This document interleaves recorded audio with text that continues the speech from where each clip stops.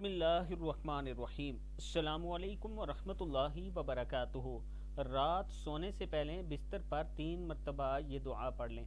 جب رات کو سونے لگیں اپنے بستر پر تو 3 مرتبہ یہ دعا پڑھ لیں، انشاءاللہ کوئی گناہ باقی نہیں رہے گا۔ حضرت ابو امامہ رضی اللہ تعالیٰ عنہ فرماتے ہیں کہ جناب رسول اللہ صلی اللہ علیہ وآلہ وسلم نے ارشاد فرمایا، جس شخص نے لا الہ الا اللہ وحدہ لا شریک لہ لہ الملک ولہ الحمد وہو علی کل شیء قدیر، لا الہ الا اللہ وحدہ لا شریک لہ لہ الملک ولہ الحمد وہو علی کل شیء قدیر پڑھا تو اس عمل سے کوئی اور نیک عمل سبقت نہیں لے جا سکتا اور نہ ہی اس کے پڑھنے کے ساتھ کوئی گناہ باقی رہتا ہے۔ ابو داؤد کی حدیث ہے۔